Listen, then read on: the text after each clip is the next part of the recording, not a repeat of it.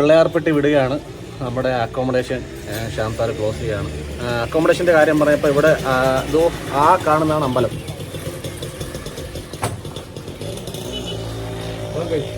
ഇത്രയും അടുത്ത് തന്നെ നമുക്കിവിടെ അക്കോമഡേഷൻ ഉണ്ട്. അക്കോമഡേഷൻ എന്ന് പറയുമ്പോൾ വലിയ പ്രതീക്ഷയോടൊന്നും വരല്. AC റൂമിന് 850 റുപ്പീസും നോൺ AC റൂമിന് 450 റുപ്പീസുമാണ് ഇവിടുത്തെ ചാർജ് ചെയ്തേക്കുന്നത്. അതായത് നമ്മൾ ഡബിൾ പൈസ നമ്മൾ റൂം എടുക്കുന്ന സമയത്ത് ഡബിൾ കാശ് കൊടുക്കണം. ഇപ്പം 850 ആണെങ്കിൽ 1700 രൂപ നമ്മളവിടെ കൊടുക്കണം. തിരിച്ച് ചാവി കൊടുക്കുന്ന സമയത്ത് ആ പൈസ നമുക്ക് റീഫണ്ട് ചെയ്യും. പിന്നെ വലിയ പ്രതീക്ഷയോടൊന്നും ഈ സെറ്റപ്പിലേക്ക് നോക്കണ്ട. AC എന്ന് പറയുമ്പോൾ ഒരു AC ഉണ്ട്, അത്ര തന്നെ. പിന്നെ നോൺ AC റൂം നമ്മൾ 2 റൂമായിരുന്നു കേസ് എടുത്തിരുന്നത്. നമുക്ക് കിട്ടിയിരുന്നത് ഒരു ACയും ഒരു നോൺ AC ആണ്. അപ്പം നമ്മൾ AC റൂം എടുത്തിട്ട് നമ്മുടെ ചേട്ടായിമാർ നോൺ AC അവർ സഹനത്തിൻ്റെ പര്യായമായിട്ട് നേരെ പോയി നോൺ AC റൂമിൽ കയറി. ശിക്ഷയായിരുന്നു. തോർത്ത് നനച്ചിട്ട് തറയെ വിരിച്ചൊക്കെയാണ് കിടന്നതെന്നൊക്കെ പറയുന്നത്. എല്ലാ സങ്കടങ്ങളും പിള്ളയാർപ്പെട്ടിയിൽ കർപ്പക വിനായകർക്ക് മുമ്പിൽ സമർപ്പിച്ച് ഇനി നമ്മൾ യാത്ര തിരിക്കുന്നത് നേരെ രാമേശ്വരം. അവിടെയും കുറച്ച് ഭക്തി വിതറിയതിന് ശേഷം ധനുഷ്കോടി. എൻ്റെ കയ്യിൽ ക്യാമറയും ഗിംബലും ഒക്കെ ഇരിക്കുന്നത് കണ്ടപ്പോൾ ഇവർ വിചാരിച്ച് ഇതിനെക്കുറിച്ച് എനിക്ക് എന്താണ്ട് ധാരണയുണ്ടെന്ന്. എന്തായാലും എന്താണ്ട് ഈ അപ്പാപ്പനും അമ്മാമ്മയും ഫോട്ടോ എടുക്കാനായിട്ട് കൊണ്ട് തന്നിട്ടുണ്ട്. അപ്പോൾ അവരുടെ മനോഹരമായ 5-6 ചിത്രങ്ങൾ എടുത്ത് ഞാൻ കൊടുത്തിട്ട് നമ്മൾ പിള്ളയാർപ്പെട്ടിയിൽ നിന്ന് തിരിക്കുകയാണ്. ഇവിടുത്തെ പ്രശ്നം എന്ന് പറയാൻ നമുക്ക് ഗൂഗിൾ മാപ്പ് ഇല്ലെന്ന് വെച്ചാൽ നമ്മൾ പെട്ടുപോകും. കാര്യം 10-30 കിലോമീറ്റർ കൂടുമ്പോൾ പോലും നമുക്കൊരു പെട്ടിക്കട പോലും നമുക്ക് കാണാൻ പറ്റത്തില്ല. ഫുള്ള് ഡാർക്കാണ്. നമ്മുടെ വണ്ടിയുടെ ലൈറ്റ് അണച്ചു കഴിഞ്ഞാൽ നമ്മൾ കിടന്ന് ഉറങ്ങുകയാണെന്ന് വിചാരിച്ചു. അതുമാതിരി ഇരുട്ടായിരുന്നു ഇങ്ങോട്ട് വരുമ്പം. പക്ഷേ എന്താ, റോഡെന്ന് പറഞ്ഞാൽ ഒരു രക്ഷയില്ലാത്ത റോഡാണ്. നമുക്ക് നല്ല ആസ്വദിച്ച് ഡ്രൈവ് ചെയ്യാൻ പറ്റിയ റോഡാണ്. ഇന്ത്യയിലെ ഏറ്റവും മികച്ച റോഡുകൾ ലിസ്റ്റ് ചെയ്താൽ അതിൽ ഏറ്റവും ആദ്യമേ വരുന്ന റോഡുകളിലൊന്നാണ് ദാണ്ട് ഈ റോഡ്. നമ്മളിപ്പോൾ യാത്ര ചെയ്തുകൊണ്ടിരിക്കുന്ന രാമേശ്വരത്തേക്കുള്ള ഈസ്റ്റ് കോസ്റ്റ് റോഡ്. ഒരു രക്ഷയില്ലാത്ത ഫിനിഷിംഗ് ആണ്. നമ്മുടെ വാഹനത്തിൻ്റെ മാക്സിമം ഔട്ട്പുട്ട് എത്രയാണോ അത് നമുക്ക് പൂർണ്ണമായിട്ട് അതിൻ്റെ പെർഫോമൻസ് നമുക്ക് അറിഞ്ഞുകൊണ്ട് നമുക്ക് യാത്ര ചെയ്യാൻ പറ്റും. എന്തുമാത്രം വലിയ ഏരിയയിലാന്ന് നോക്കി അവരുടെ വ്യവസായം കിടക്കുന്നത്. വ്യവസായം എന്ന് പറഞ്ഞാൽ ഇവിടെ കൃഷി കേട്ടോ. എന്തുമാത്രം ഏരിയയിലാണ് കൃഷി നടക്കുന്നത്. നമ്മുടെ നാട്ടിൽ ഇതൊന്നും ഇപ്പോൾ കാണാൻ പോലും കിട്ടും. ഈ റോഡിൻ്റെ ക്വാളിറ്റിയുടെ കാര്യം പറയുമ്പോൾ നമ്മൾ ടോളിൻ്റെ കാര്യം കൂടി പറയണം കേട്ടോ. നിർഭാഗ്യവശാൽ നമ്മുടെ വണ്ടിയിലെ ഫാസ്ടാഗ് കംപ്ലൈൻ്റ് ആയിരുന്നു. അപ്പോൾ അതുകൊണ്ട് നമുക്ക് ഡബിൾ ചാർജ് അടയ്ക്കേണ്ടി വന്നു, ഫൈനും കൂടെ ചേർത്തിട്ട്. അങ്ങനെ ഇപ്പോൾ നമുക്ക് മൊത്തം ഏതാണ്ട് 850 രൂപ ടോള് മാത്രം കൊടുത്തു. ടോളെന്ന് പറഞ്ഞാൽ ഒരു രക്ഷയില്ലാത്ത ടോളാണ്. ഒന്ന് കഴിയുമ്പോൾ ഒന്നായിട്ട് ഇങ്ങനെ വന്നുകൊണ്ടിരിക്കും. സമയം 8:15 എല്ലാവർക്കും വിശപ്പിൻ്റെ ഫസ്റ്റ് കോളും സെക്കൻഡ് കോളും ഫൈനൽ കോളും വരെ വന്നു കഴിഞ്ഞു. എവിടെ കട കാണുന്നു അവിടെ കഴിക്കുക എന്നുള്ളതേ ഉള്ളൂ നമുക്ക് ലക്ഷ്യം. ഓ മാൻ, ഫൈനലി നമുക്കൊരു കട കിട്ടിയിട്ടുണ്ട്. അവിടെ രാവിലെ പൂരിയും ഇഡ്ഡലിയും മാത്രമേ ഉള്ളൂ. ഇപ്പോൾ തമിഴ്നാട്ടിൽ ഇഡ്ഡലിയും സാമ്പാറും ഒക്കെ അടിപൊളി ടേസ്റ്റാണ്. അത് കണക്ക് തന്നെ അവർ ഇഡ്ഡലി കഴിച്ചു, ഞാൻ പൂരിയാണ് വാങ്ങിയത്. എന്തായാലും ഇനിയുള്ളൊരു ടാസ്ക് ഉച്ചക്കലത്തെ ഊണാണ്. അതുകൂടി നമുക്ക് സേഫായിട്ട് കിട്ടിക്കഴിഞ്ഞാൽ നമ്മൾ വിജയിച്ചു എന്ന് വേണം പറയാൻ. ഇപ്പോൾ എന്തായാലും രാവിലത്തെ ഫുഡ് നമുക്ക് നല്ല നീറ്റായിട്ട് കിട്ടി. സ്ട്രീറ്റ് ഫുഡാണ്. നമ്മൾ ഏത് യാത്ര പോയാലും നമ്മൾ മാക്സിമം സ്ട്രീറ്റ് ഫുഡാണ് നമ്മൾ കഴിക്കാറുള്ളത്. ഇത്തവണയും അത് തെറ്റിയില്ല. ഭക്ഷണം കഴിച്ചിട്ട് ഇറങ്ങി വീണ്ടും അങ്ങോട്ട് ഒരു 100-200 മീറ്റർ കഴിഞ്ഞപ്പോൾ നമുക്ക് കിട്ടിയ ഒരു സീനാണ് ദാണ്ട് ഈ കാണുന്ന താമരക്കാട്. നമ്മൾ അടുത്ത് ചെന്നപ്പോഴാണ് അറിയുന്നത് ഇത് നമ്മുടെ നാട്ടിൽ സാധാരണ കാണുന്ന താമരയല്ല, സഹസ്രദള താമര എന്ന് പറയും. സഹസ്രദള താമര എന്ന് പറയുമ്പോൾ നമ്മുടെ നാട്ടിലേക്ക് വളരെ റെയറായിരുന്നു പണ്ടൊക്കെ. പക്ഷെ ഇപ്പോൾ അത് ഞാൻ കുറേ ന്യൂസ് കണ്ടിട്ടുണ്ട്. തിരുവല്ല, തൊടുപുഴ, ഇരിഞ്ഞാലക്കുട ആരൊക്കെ വീട്ടിലൊക്കെ ഇത് വിരിയിച്ചിട്ടുണ്ട് സഹസ്രദളം. സഹസ്രദളം എന്ന് പറഞ്ഞാൽ ഭയങ്കര ഇമ്പോർട്ടൻ്റ് ആയിട്ടുള്ളൊരു സംഭവം ഹിന്ദു മിത്തോളജിയിൽ. നമ്മുടെ ദേവീ ദേവന്മാരുടെ ഇരിപ്പിടമെന്നാണ് സഹസ്രദള താമര പുരാണങ്ങളിൽ പറയപ്പെടുന്നത്. എസ്പെഷ്യലി നമ്മുടെ ഐശ്വര്യത്തിൻ്റെ ദേവതയായ ലക്ഷ്മി ദേവിയും സൃഷ്ടിയുടെ ദേവനായ ബ്രഹ്മാവും ഇരിക്കുന്നത് ഈ പുഷ്പത്തിലാണെന്നാണ് വിശ്വാസം. ഇത് സയൻറ്റിഫിക്കലി പറഞ്ഞാൽ ഇത് പൂമൊട്ട് വന്നിട്ട് ഏതാണ്ട് ഒരു 15 ദിവസം അതിങ്ങനെ മൊട്ടായിട്ട് നിന്നതിന് ശേഷമാണ് 15ാമത്തെ ദിവസമാണ് ഇത് വിരിയുന്നത്. വിരിഞ്ഞ് ഒരു 2 ദിവസം കഴിയുമ്പോൾ തൊട്ട് ഇതിൻ്റെ ഇതളുകളൊക്കെ ഇങ്ങനെ കൊഴിഞ്ഞ് തുടങ്ങും. ഈ താമര വീട്ടിൽ വിരിയുന്നത് നമ്മുടെ ഹിന്ദു വിശ്വാസപ്രകാരം ഭയങ്കര ഭാഗ്യം കൊണ്ട് തരുമെന്നൊക്കെയാണ് വിശ്വാസം. സഹസ്രദളം എന്ന് പറയുമ്പോൾ 1000 ദളം എന്നാണ്. അതിൻ്റെ ഇംഗ്ലീഷ് പേര് അൾട്ടിമേറ്റ് 1000 പെറ്റൽ എന്നാണ്. 1000 ഇതളുണ്ടോയെന്നൊക്കെ നമുക്ക് എണ്ണി നോക്കേണ്ടി വരും. എണ്ണി നോക്കിയാൽ 1000 ഒന്നും ഉണ്ടാവുമെന്നൊന്നും എനിക്ക് തോന്നുന്നില്ല. എന്തായാലും ഇത് വ്യാവസായിക അടിസ്ഥാനത്തിൽ ഇവിടെ ആരോ കൃഷി ചെയ്യുന്നതാണ്. അത് വിളവെടുക്കാൻ പറഞ്ഞിട്ടുള്ള ചെറിയ വള്ളമല്ല, ഒരു കൊട്ടവഞ്ചിയില്ലേ നമ്മുടെ നാട്ടിലെ, അതിൻ്റെ ഒരു ചെറിയ രൂപമൊക്കെ അവിടെ ഉണ്ടായിരുന്നു. വൺ ആൻഡ് ഓൺലി പാമ്പൻ പാലം. ഇന്ത്യ മഹാരാജ്യത്തെ രാമേശ്വരവും ധനുഷ്കോടിയൊക്കെ ഉൾപ്പെടുന്ന പാമ്പൻ ദ്വീപുമായിട്ട് കണക്ട് ചെയ്യാൻ വേണ്ടി ബ്രിട്ടീഷുകാർ 1914 പണി തീർത്ത കടൽപ്പാലം. ഇതാണ് ഇന്ത്യയിലെ ആദ്യത്തെ കടൽപ്പാലവും. ഏതാണ്ട് 2.06 കിലോമീറ്ററാണ് ഈ പാലത്തിൻ്റെ നീളം 143 തൂണുകൾ ഈ പാലത്തിനെ താങ്ങി നിർത്തുന്നു. ഇവിടെ ഈ കാണുന്നതെല്ലാം ഫിഷിംഗ് ബോട്ടാണ്. ഈ ഫിഷിംഗ് ബോട്ടിലൊന്നും ഒരു മനുഷ്യരുമില്ല. ഞാനൊരു 10-15 വർഷം മുന്നേ വരുമ്പോഴും അന്നും ഇവിടെ ഈ ഫിഷിംഗ് ബോട്ടുകൾ ഇങ്ങനെ കടലിൻ്റെ ഈ ഒത്ത നടുക്കൊക്കെ ആയിട്ട് ഇങ്ങനെ പാർക്ക് ചെയ്തേക്കുന്നു. അതെന്താ സംഭവം എന്ന് എനിക്ക് ഇതുവരെയായിട്ടും അറിയത്തില്ല കേട്ടോ. ഇഷ്ടം മാതിരി ബോട്ടുകളുണ്ട്, അതിനകത്ത് ആരുമില്ല. അത് അവിടെ അതിങ്ങനെ സ്റ്റോപ്പ് ചെയ്ത് നിർത്തിയേക്കുക, അത് പാർക്ക് ചെയ്തേക്കുക അവിടെ. അതെന്തിനാണ് അത് അങ്ങനെ പാർക്ക് ചെയ്യുന്നതെന്നുള്ളത് ആർക്കെങ്കിലും അറിയാമെന്നുണ്ടെങ്കിൽ ഒന്ന് പറഞ്ഞു തരണം കേട്ടോ. ഞാനത് എത്ര ശ്രമിച്ചിട്ടും എനിക്കത് മനസ്സിലാക്കാൻ കഴിയുന്നില്ല. ഇപ്പോൾ നമുക്ക് മുന്നിൽ തെളിഞ്ഞു വരുന്ന ആ ക്ഷേത്ര ഗോപുരത്തിനുള്ളിലാണ് സാക്ഷാൽ രാമേശ്വരം ക്ഷേത്രം. രാമേശ്വരം എന്ന പേരിനർത്ഥം ശ്രീരാമൻ്റെ ഈശ്വരൻ വാഴുന്നിടം, രാമൻ്റെ ഈശ്വരൻ വാഴുന്നിടമാണ് രാമേശ്വരമായി മാറിയത്. അതായത് രാമേശ്വര ക്ഷേത്രത്തിനെ കുറിച്ച് രണ്ടുണ്ട് കഥകൾ.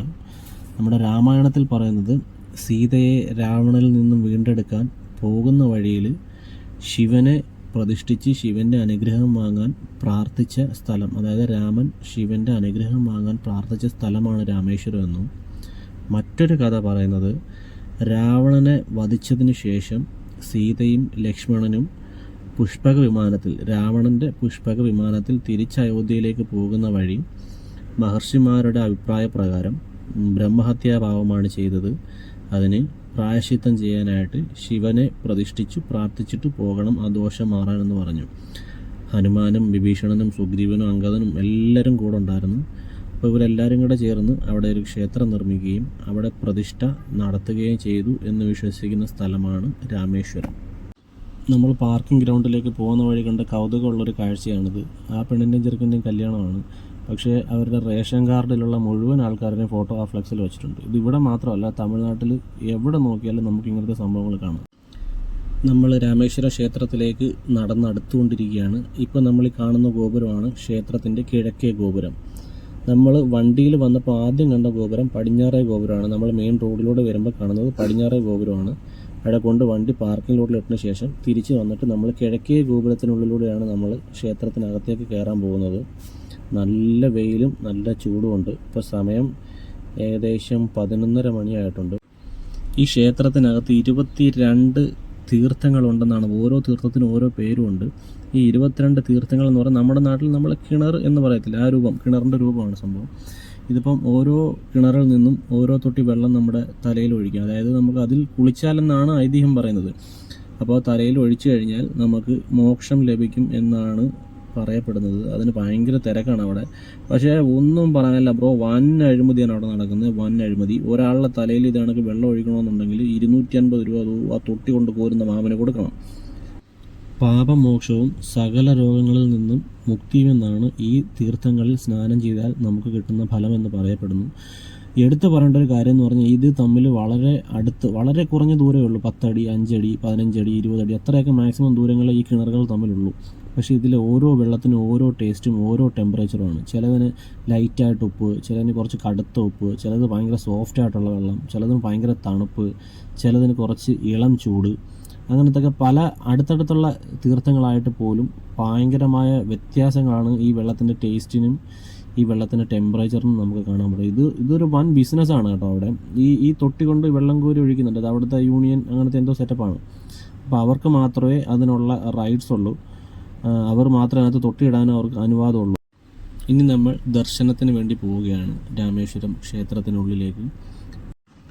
ഒരേ ദേവസങ്കല്പത്തിന് 2 പ്രതിഷ്ഠകളുള്ള ക്ഷേത്രമെന്ന പ്രത്യേകതയും രാമേശ്വരം ക്ഷേത്രത്തിനുണ്ട്. 2 പ്രതിഷ്ഠകൾ ഉണ്ടാവാൻ കാരണം ഐതിഹ്യത്തിൽ പറയുന്നത് രാവണ നിഗ്രഹത്തിന് ശേഷം രാമലക്ഷ്മണന്മാരും സംഘവും സീതയെ രക്ഷിച്ച് അയോധ്യയിലേക്ക് മടങ്ങുന്ന വഴി മഹർഷിമാർ പറഞ്ഞു ശിവന്റെ പ്രീതി നേടിയതിനു ശേഷം മാത്രം യാത്ര തുടരുക. കാരണം രാവണ നിഗ്രഹം ഒരു ബ്രഹ്മഹത്യാ പാപമാണ്. അതിൽ നിന്ന് മുക്തി നേടണമെങ്കിൽ മഹാദേവന്റെ പ്രീതി തീർച്ചയായിട്ടും വേണമെന്ന് പറയുകയും അതനുസരിച്ച് രാമനും സംഘവും രാമേശ്വരത്തൊരു ക്ഷേത്രം നിർമ്മിക്കാൻ തീരുമാനിച്ചു. ക്ഷേത്ര നിർമ്മാണം പുരോഗമിക്കവേ ഇവിടെ പ്രതിഷ്ഠിക്കുവാൻ കൈലാസത്തിൽ നിന്നും ഒരു ശിവലിംഗം നേരിട്ടെത്തിക്കുവാൻ ശ്രീരാമൻ ഹനുമാന് നിർദ്ദേശം നൽകി. അതും പ്രകാരം ഹനുമാൻ കൈലാസത്തിലേക്ക് പോയി. എന്നാൽ മുഹൂർത്ത സമയത്തിന് മുന്നേ ഹനുമാൻ തിരികെ എത്തില്ല എന്ന സംശയത്തെ തുടർന്ന് ശ്രീരാമനും സീതയും മണൽ കുഴച്ച് ഒരു ശിവലിംഗം ഉണ്ടാക്കുകയും അത് അവിടെ പ്രതിഷ്ഠിക്കുകയും ചെയ്തു. ആ പ്രതിഷ്ഠയുടെ പേരാണ് രാമനാഥസ്വാമി.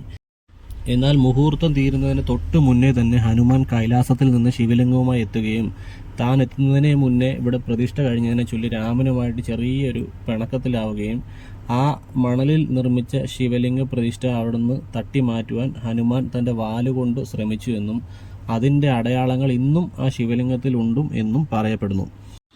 ഹനുമാന്റെ ഹൃദയശുദ്ധിയും ആത്മാർത്ഥതയും അറിയാവുന്ന രാമൻ താൻ പ്രതിഷ്ഠിച്ച പ്രതിഷ്ഠയുടെ തൊട്ട് അടുത്ത് തന്നെയായിട്ട് ഹനുമാനെ കൊണ്ട് തന്നെ ഹനുമാൻ കൊണ്ടുതന്ന ശിവലിംഗം പ്രതിഷ്ഠിക്കുകയും ഈ ക്ഷേത്രത്തിൽ ആദ്യത്തെ പൂജ സ്വീകരിക്കേണ്ടത് ഹനുമാൻ പ്രതിഷ്ഠിച്ച വിശ്വനാഥസ്വാമി എന്ന പ്രതിഷ്ഠയാണെന്ന് കൽപ്പിക്കുകയും ചെയ്തു. അങ്ങനെയാണ് ഈ രാമേശ്വരത്ത് ഒരേ ദേവസങ്കല്പത്തിനായിട്ട് 2 പ്രതിഷ്ഠകൾ ഉള്ളത്. ഈ വിശ്വനാഥ സ്വാമിക്കാണ് ആദ്യത്തെ പൂജ ക്ഷേത്രത്തിൽ സമർപ്പിക്കപ്പെടുന്നത്. ഈ ക്യൂ നേരെ ദർശനത്തിനുള്ള ക്യൂ ആണെന്ന് കരുതിയെങ്കിൽ നിങ്ങൾക്ക് തെറ്റി. ഇത് നമ്മൾ നേരെ ഒരു കൗണ്ടറിലേക്കാണ് ഈ ക്യൂ നിൽക്കുന്നത്. ആ കൗണ്ടറിൽ ചെല്ലുമ്പോൾ അവിടെ 2 കൂപ്പണുണ്ട്. 100 രൂപയുടെ കൂപ്പണുണ്ട്, 200 രൂപയുടെ കൂപ്പണുണ്ട്. അതിൽ ഏത് വേണമെന്ന് നമുക്ക് സെലക്ട് ചെയ്തിട്ട് അവിടെ ചെന്നിട്ട് ഇത് 2ആയിട്ട് തിരിയും. ഒരു 100ന്റെ ലൈനും ഒരു 200ന്റെ ലൈനും. ബിസിനസ്സാണ്, പക്കാ ബിസിനസ്. പിന്നെ നമുക്കിവരെ കുറ്റം പറയാൻ യാതൊരു അർഹതയില്ല. കാര്യം നമ്മുടെ ഗുരുവായൂർ അമ്പലത്തിലൊക്കെ ഈ 100, 200 എന്നുള്ളത് അവിടെ റേറ്റ് 1000 ഒക്കെ ആണെന്നാണ് എനിക്ക് തോന്നുന്നത്. അപ്പം എന്തുകൊണ്ടും തമിഴ്നാട്ടുകാരാണ് ആ കാര്യത്തിൽ കുറച്ചുകൂടി ഭേദം. ഹൗസ് ഓഫ് ദ മിസൈൽ മാൻ, സാക്ഷാൽ അബ്ദുൽ കലാം സാറിൻ്റെ വീട്. അദ്ദേഹം ജീവിച്ചിരുന്നു എന്ന് പറയുന്ന അദ്ദേഹത്തിൻ്റെ കുടുംബ വീടാണിത്. അപ്പം രാമേശ്വര ക്ഷേത്രത്തിൻ്റെ അടുക്കുന്ന 2 കിലോമീറ്റർ വ്യത്യാസമേ ഉള്ളൂ. പോകുന്ന വഴി അദ്ദേഹത്തിൻ്റെ ആ വീട്ടിൽ കയറി അദ്ദേഹം വാങ്ങിക്കൂട്ടിയ അവാർഡുകളും ചെയ്ത പ്രോജക്റ്റുകളും ഒക്കെ കണ്ടു. ഈ പത്മഭൂഷണും പത്മവിഭൂഷണും ഭാരതരത്നയൊക്കെ നമുക്ക് ലൈഫിലൊന്ന് കാണാനെങ്കിലും പറ്റുന്നത് നമ്മളെയൊക്കെ സംബന്ധിച്ച് വളരെ വലിയ കാര്യമാണ്. അപ്പോൾ ഇത് ഷൂട്ട് ചെയ്യുന്നതിൻ്റെ ഇടയ്ക്ക് അത് അവിടെ ക്യാമറ പ്രൊഹിബിറ്റഡ് ആണെന്ന് പറയുകയും വീണ്ടും അവിടുന്ന് നമുക്ക് ബാക്കിയൊന്നും നമുക്ക് എടുക്കാൻ പറ്റിയിട്ടില്ല. അങ്ങനെ നമ്മൾ അവിടുന്ന് ഇറങ്ങി നേരെ ധനുഷ്കോടിക്ക് പോവുകയാണ്. ഇനി the last land of India, ഇന്ത്യയുടെ അറ്റം, അരിച്ചൽ മുനൈ. ഈ റോഡ് നമ്മൾ അവിടേക്കാണ് കൊണ്ടുപോകുന്നത്. ആ ബോർഡ് കണ്ടോ? 13 കിലോമീറ്റർ ഈ റോഡിലൂടെ നമ്മൾ താണ്ടിയാൽ ഇന്ത്യയുടെ മുനമ്പിലെത്തും നമ്മൾ. അതായത് ഇന്ത്യയുടെ അവസാന ഭൂമി. അത് കഴിഞ്ഞാൽ ഒരു കടൽ, ആ കടലിനപ്പുറം ശ്രീലങ്ക. ജസ്റ്റ് 30 കിലോമീറ്റർ അകലെ മറ്റൊരു രാജ്യം. ലോകരാഷ്ട്രങ്ങളിൽ നോക്കിയാൽ ഒരു രാജ്യം മറ്റൊരു രാജ്യവുമായി ഏറ്റവും ചെറിയ സമുദ്ര അതിർത്തി പങ്കിടുന്നത് ഇവിടെയാണ്. ജസ്റ്റ് 30 കിലോമീറ്റർ അപ്പുറം മറ്റൊരു രാജ്യം. ഈ റോഡ് ഒരു 15 കിലോമീറ്റർ നമ്മുടെ റൺവേ പോലെ ഒറ്റ സിംഗിൾ സ്ട്രെച്ചിൽ കിടക്കുന്ന ഒരു റോഡാണ്. റൺവേ പോലെ കിടക്കുകയാണ്, വിമാനം ലാൻഡ് ചെയ്യാനുള്ള റൺവേ പോലെ. ഒരൊറ്റ വളവ് പോലും ഈ റോഡിൽ ഈ 15 കിലോമീറ്ററിൽ നമുക്ക് കാണാൻ പറ്റത്തില്ല. നേരെ ഒരു ബൈ റോഡുണ്ട്, അതല്ലാതെ ഞാൻ ഈ പറയുന്നത് ഈ മെയിൻ റോഡിൻ്റെ കാര്യമാണ്. ഒരു ചെറിയ വളവ് പോലും ഇല്ലാതെ 15 കിലോമീറ്റർ 2 സമുദ്രങ്ങൾക്കിടയിലൂടെയുള്ള റോഡാണിത്. ഇപ്പോൾ NH87 ആണ്, മുന്നേ ഇത് NH49 എന്നാണ് അറിയപ്പെട്ടിരുന്നത്. ഈ റോഡ് ഇപ്പോൾ ഈ പുതിയ റോഡെന്ന് പറഞ്ഞാൽ 9.5 കിലോമീറ്റർ പുതിയ റോഡ് വന്നത് 2017 ജൂലൈ 27 പ്രധാനമന്ത്രി നരേന്ദ്രമോദി രാജ്യത്തിന് സമർപ്പിച്ചത്. ഇപ്പോൾ നമ്മുടെ റോഡിന് ഇരുവശവും കടലാണ്. നമുക്ക് നല്ല വ്യക്തമായിട്ട് കാണാം. ഇടതുവശത്ത് ബംഗാൾ ഉൾക്കടലും വലതുവശത്ത് ഇന്ത്യൻ മഹാസമുദ്രവുമാണ്. ഇടതുവശത്തെ കടൽ ഭയങ്കര ശാന്തമായിട്ട് കിടക്കുന്ന സമയത്ത് അങ്ങനെയല്ല, വലതുവശത്ത് കുറച്ച് അഗ്രസീവാണ്. അപ്പോൾ ആളുകൾ കൂടുതലും കുളിക്കാനായിട്ടൊക്കെ സെലക്ട് ചെയ്യുന്ന സ്ഥലം ഈ ഇടതുവശത്തെ ബംഗാൾ ഉൾക്കടലാണ്. നമ്മൾ കാശി യാത്രയൊക്കെ പോയിട്ട് തിരികെ വന്ന് ഇവിടെ സ്നാനം ചെയ്താൽ മാത്രമേ ആ കാശി യാത്ര സമ്പൂർണ്ണമാവുകയുള്ളൂ എന്നാണ് ഹിന്ദു വിശ്വാസം. ഇപ്പോൾ നമ്മൾ അരിച്ചൽ മുനയിൽ എത്തിയിരിക്കുകയാണ്. അരിച്ചൽ മുന എന്ന് പറഞ്ഞാൽ ഇന്ത്യയുടെ ദ ലാസ്റ്റ് ലാൻഡ് എന്നാണ് പറയുന്നത്. ഇത് നേരെ ഓപ്പോസിറ്റ് കാണുന്ന ശ്രീലങ്കയാണ്. ഇവിടെ 2017 ഈ റോഡ് രാഷ്ട്രത്തിന് സമർപ്പിച്ചപ്പോൾ അശോക സ്തംഭം ഇവിടെ നാട്ടിയിട്ടുണ്ട്. അതൊരു പ്രത്യേക തിട്ട തിരിച്ച് അത് ഉയർത്തി വെച്ചിട്ടുമുണ്ട്. ഇതിന് ചുറ്റും നമുക്ക് വണ്ടി റൗണ്ട് ചെയ്തിട്ട് നമുക്ക് തിരിച്ചു പോകാം. ഇവിടെ ഞായറാഴ്ച ദിവസം വന്നു കഴിഞ്ഞാൽ ഒരു രക്ഷയില്ല, ഒടുക്കലത്തെ ട്രാഫിക്കാണ്. ഇവിടെ എത്തിപ്പെടാൻ നല്ല ടാസ്ക്കാണ്. അവർ ഈ മിനി ബസ്സുകളും ഈ ട്രാവലേഴ്സൊക്കെ കൊണ്ടുവന്ന് കുത്തി കയറ്റിയിട്ട് ഈ റോഡിന് വീതി കുറവാണ്, അതുകൊണ്ട് അവിടെ തന്നെയായിട്ട് തിരിക്കാനൊക്കെ ശ്രമിക്കും. അങ്ങനെ റോഡ് നല്ല ബ്ലോക്കാണ്. നിങ്ങൾ ധനുഷ്കോടിക്ക് പോകുന്നുണ്ടെങ്കിൽ മാക്സിമം സൺഡേ അവോയ്ഡ് ചെയ്തിട്ട് വീക്ക് ഡേയ്സിൽ പോവുക. വീക്ക് ഡേയ്സിൽ പോയാൽ അവിടുത്തെ ക്ഷേത്രങ്ങളൊക്കെ തുറന്നിരിക്കത്തുള്ളൂ. സൺഡേ ആ ക്ഷേത്രങ്ങളൊക്കെ തിരക്ക് കാരണമാണ് അവരത് ക്ലോസ് ചെയ്തിട്ടേക്കുന്നത്. ഇതാണ് ഇന്ത്യൻ മഹാസമുദ്രവും ബംഗാൾ ഉൾക്കടലും ചേരുന്ന അരിച്ചൽ മുനൈ, അതായത് ഇന്ത്യയുടെ മുനമ്പ്. ഒരു മാജിക്കലായിട്ടുള്ളൊരു സംഭവം കാണിച്ചു തരാം. ഈ റൈറ്റ് സൈഡിൽ ഈ തിളച്ച് മറിയുന്ന എണ്ണ പോലെ കടന്ന് കളിക്കുന്നതാണ് ഇന്ത്യൻ മഹാസമുദ്രം. ഒരു രക്ഷയില്ലാത്ത വേവ്സും കാറ്റുമാണ് അവിടെ നിന്ന് അടിച്ചുകൊണ്ടിരിക്കുന്നത്. കാറ്റെന്ന് പറഞ്ഞാൽ ഒരു രക്ഷയില്ല. ആളുകൾക്ക് അവിടെ നിൽക്കാൻ തന്നെ നല്ല ബുദ്ധിമുട്ടുണ്ടാകുന്ന രീതിയിലാണ് കാറ്റടിക്കുന്നത്. ഇതേ കടലെ കുറച്ച് ലെഫ്റ്റിലോട്ട് മാറുമ്പോൾ അത് അഗ്രസീവ്നെസ് ഒക്കെ പോയിട്ട് അവിടെ തൊട്ട് അങ്ങോട്ട് പിന്നെ പീസ്ഫുൾ ആയിട്ട് കിടക്കും. ഒരു കളർ ചേഞ്ചും കാണും കേട്ടോ. അതാണ് ബംഗാൾ ഉൾക്കടൽ. ഇവിടെ വരുന്ന ആൾക്കാരൊക്കെ വെള്ളത്തിൽ ഇറങ്ങാനും കുളിക്കാനും ഒക്കെ പ്രിഫർ ചെയ്യുന്നത് ലെഫ്റ്റ് സൈഡാണ്. ഇവിടെ ചെറിയ കുട്ടികൾ വരെ വെള്ളത്തിൽ ഇറങ്ങി കിടന്ന് കളിക്കുന്നുണ്ട്. അത് ഭയങ്കര പീസ്ഫുൾ ആയിട്ടുള്ളൊരു ബീച്ചാണ്. അതിന് ജസ്റ്റ് ഓപ്പോസിറ്റ് സ്വഭാവമാണ് ഇപ്പുറത്തെ ഈ റോഡിന് ഇപ്പുറത്തെ കടൽ കാണിക്കുന്നത്. അരിച്ചൽ മുനയിൽ നമ്മളിങ്ങനെ നിൽക്കുമ്പോൾ ശക്തിയായിട്ട് വീശിയടിക്കുന്ന ഈ കാറ്റിന് പറയാൻ മറ്റൊരു കഥയുണ്ട്. ആ കഥയുടെ പേരാണ് ധനുഷ്കോടി. ഇന്ന് പ്രേത നഗരമെന്ന് ചാപ്പ കുത്തപ്പെട്ടിരിക്കുന്ന ധനുഷ്കോടിക്ക് ഒരു ചരിത്രമുണ്ട് പറയാൻ. മിനി സിംഗപ്പൂർ എന്ന ചരിത്രം. ഇന്ത്യയിൽ നിന്ന് കൊളംബോയിലേക്ക് കപ്പൽ ഗതാഗതവും ചരക്ക് ഗതാഗതവും ഉണ്ടായിരുന്ന ധനുഷ്കോടി സ്കൂളും റെയിൽവേ സ്റ്റേഷനും കസ്റ്റംസ് ഓഫീസും ഹോസ്പിറ്റലും ഹോട്ടലുകളും പള്ളിയും അമ്പലവും ഒക്കെ ഉണ്ടായിരുന്ന ധനുഷ്കോടി സമ്പന്നതയുടെ തലപ്പത്തേക്ക് വളർന്നുകൊണ്ടിരുന്ന നഗരം. ഒറ്റ രാത്രി കൊണ്ട് പ്രകൃതി മനുഷ്യരെ ഒഴിപ്പിച്ച ഇടം. ഇന്നവിടം പ്രേത നഗരമാണ്. 1964 ഡിസംബർ 23 രാത്രി വീശിയടിച്ച കൊടുങ്കാറ്റും രാക്ഷസ തിരമാലകളും ചിലതൊക്കെ മനുഷ്യരുടെ അടുത്ത തലമുറയെ ഓർമ്മിപ്പിക്കാൻ വേണ്ടി കുറച്ച് അടയാളപ്പെടുത്തലുകൾ മാത്രം അവിടെ അവശേഷിപ്പിച്ചിട്ടുണ്ട്. ആ അവശേഷിപ്പുകളിലേക്കാണ് ഇനി നമ്മുടെ യാത്ര. വിശുദ്ധ അന്തോണീസ് ദേവാലയം. തിരക്കേറിയ ധനുഷ്കോടി പട്ടണത്തിന് അനുഗ്രഹം ചൊരിഞ്ഞ് തല ഉയർത്തി നിന്നിരുന്ന സെയിൻറ് ആന്റണീസ് ചർച്ച് പാറയും പവിഴപ്പുറ്റുകളും കൊണ്ട് ബ്രിട്ടീഷ് മാതൃകയിൽ നിർമ്മിക്കപ്പെട്ടിരിക്കുന്നു. പള്ളിമണി മുഴങ്ങാതെ, കുർബാന അർപ്പിക്കാൻ ഒരാൾ പോലും എത്താതെ, പ്രകൃതിയുടെ ചുടല നൃത്തത്തിൻ്റെ മൂകസാക്ഷിയായി ആ ആൾത്താര ഇന്നും ഈ 3 ചുവരുകൾക്കുള്ളിലുണ്ട്.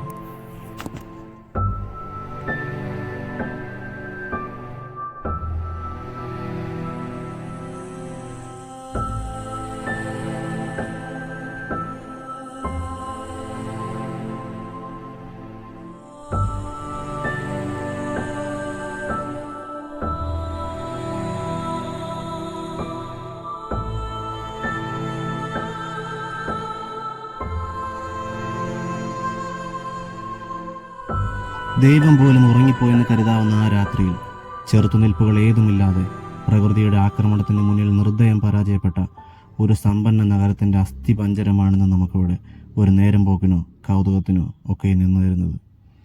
1800-ലധികം മനുഷ്യരുടെ ജീവനും ജീവിതവുമൊക്കെ തച്ചുടച്ചുകൊണ്ട് കടല് തിരികെ ഇറങ്ങിപ്പോയിടും.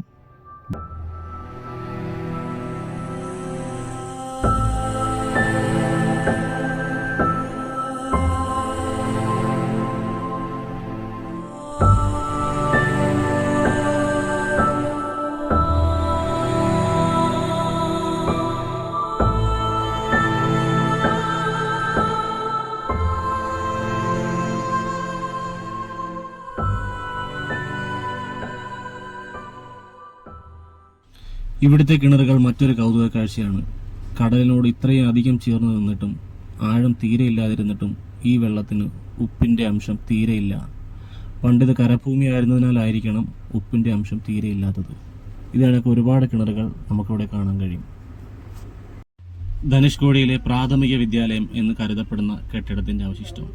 ഇന്ന് ഇവിടെയുള്ള അവശിഷ്ടങ്ങൾ ഏതിൻ്റെയൊക്കെയാണ് എന്ന് നമുക്ക് ഒരു രീതിയിലും തിരിച്ചറിയാൻ ഒരു രേഖകളുടെ സഹായം നമുക്ക് ലഭ്യമല്ല.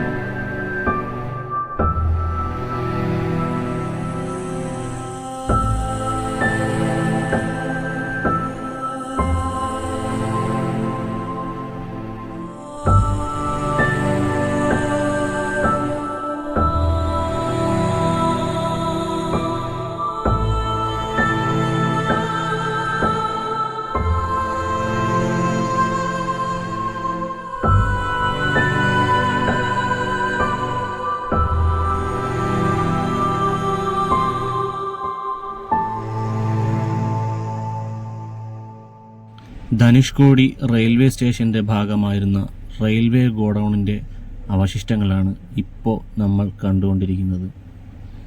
ഒരു കാലത്ത് എത്രയോ തിരക്കുണ്ടായിരുന്ന റെയിൽവേ സ്റ്റേഷൻ ശരിക്കും പ്രേതനഗരമായി മാറിയതുപോലെ. റെയിൽവേ സ്റ്റേഷനിലെ ഭീമാകാരമായ വാട്ടർ ടാങ്കിനെ താങ്ങി നിർത്തിയിരുന്ന തൂണുകളാണ് നമ്മളിപ്പോൾ കാണുന്നത്. അതിനിടതുവശത്ത് കാണുന്ന ഈ കെട്ടിടമാണ് വിഖ്യാതമായ ധനുഷ്കോടി റെയിൽവേ സ്റ്റേഷൻ. ഈ സ്റ്റേഷനിലേക്ക് ചലിച്ചുകൊണ്ടിരുന്ന train number 683 Pamban Dhanushkodi passenger ട്രെയിനെയാണ് 115 യാത്രക്കാരെയും 5 ജീവനക്കാരെയും ഉൾപ്പെടെ 6 ബോഗികൾ കടൽ കൊണ്ടുപോയത്. ഈ മീറ്റർ ഗേജിലൂടെയാണ് അന്ന് ആ ട്രെയിൻ ആ രാത്രിയിൽ ഈ സ്റ്റേഷൻ ലക്ഷ്യമാക്കി ചലിച്ചുകൊണ്ടിരുന്നത്. ധനുഷ്കോടി തുറമുഖത്തിൻ്റെ ഭാഗമായിരുന്ന കടൽപ്പാലം. ഈ പാലത്തിന് മുൻപ് ഇവിടെ ഉണ്ടായിരുന്ന തുറമുഖം. അവിടെ നിന്നാണ് ഇന്ത്യയിൽ നിന്നും ശ്രീലങ്കയിലെ തലൈമന്നാറിലേക്കും അവിടെ നിന്ന് തിരികെ ഇന്ത്യയിലേക്കും ബോട്ട് സർവീസ് ഉണ്ടായിരുന്നത്. 2 രാജ്യങ്ങൾക്കിടയിലെ ചരക്കു വിനിമയവും അന്താരാഷ്ട്ര ബന്ധവും ശക്തിപ്പെടുത്തിയ തുറമുഖം. 100 കണക്കിന് മനുഷ്യർ സഞ്ചരിച്ചിരുന്ന, ചരക്കു ഗതാഗതം സുഗമമായി നടന്നിരുന്ന ധനുഷ്കോടി തുറമുഖത്തിൻ്റെ കടൽപ്പാലം. പ്രേതഭൂമിയായി മാറിയ ധനുഷ്കോടി കാണാൻ വരുന്നവർക്ക് ശംഖിൽ നിന്നും കരകൗശല വസ്തുക്കളും മറ്റ് കാശവസ്തുക്കളും ലഘുഭക്ഷണവുമൊക്കെ ഒരുക്കി ഓല ഷെഡുകളിൽ ജീവിതത്തെ കരുപ്പിടിപ്പിക്കുകയാണ് ഈ സ്ത്രീകൾ.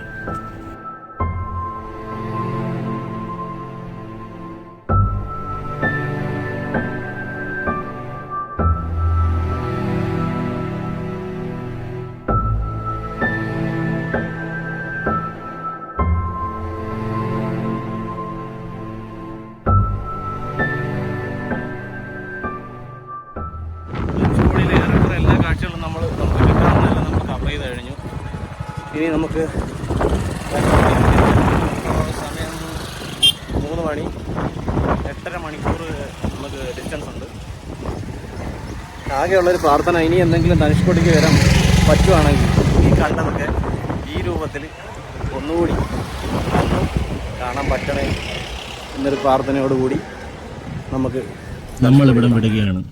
സമ്പന്നതയുടെ നെറുകയിലേക്ക് ചിറക് വിരിച്ച് പറന്നുയർന്നുകൊണ്ടിരുന്ന ഒരു തുറമുഖ പട്ടണത്തിൻ്റെ അവശിഷ്ടങ്ങൾ. ഇന്നവിടെ ജീവിതം കരുപ്പിടിപ്പിക്കുവാൻ പ്രയാസപ്പെടുന്ന മുക്കുവ സ്ത്രീകളുടെ ജീവിതത്തിൻ്റെ നീർക്കാഴ്ചകൾ എല്ലാം ഓരോന്നായി മനസ്സിൽ മിന്നിമറയുന്നു.